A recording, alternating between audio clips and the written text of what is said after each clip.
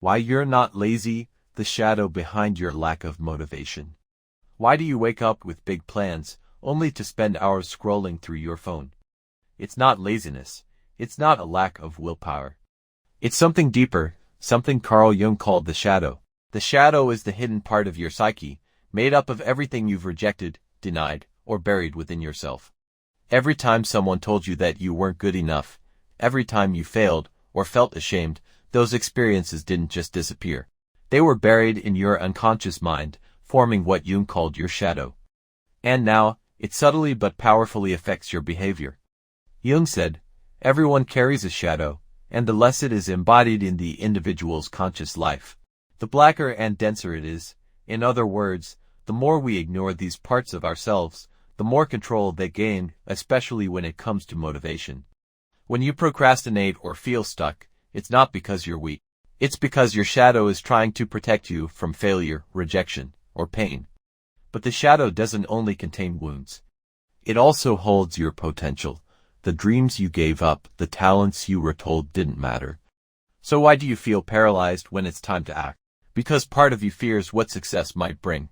Your shadow whispers, what if you fail? What if they judge you? What if you're not good enough? These aren't random thoughts, they're the voice of your rejected self, trying to keep you safe.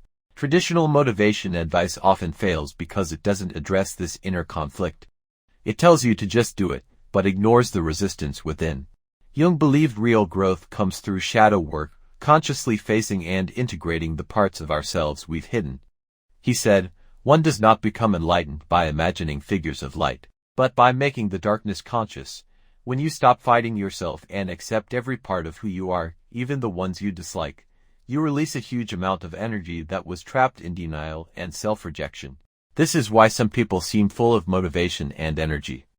It's not because they're better, it's because they're more aligned with themselves. They're not wasting energy on inner battles, they've made peace with their shadow. Shadow work isn't about becoming someone else. It's about becoming whole. The parts you've buried, your ambition, your creativity, your boldness, might be exactly what you need to thrive. As you begin to understand your shadow, you'll notice clear patterns of self-sabotage. You'll recognize why you lose momentum before success or freeze when opportunity appears. Motivation doesn't come from pushing harder, it comes from integration. When you reclaim your shadow, you reclaim your power. Jung said, the privilege of a lifetime is to become who you truly are.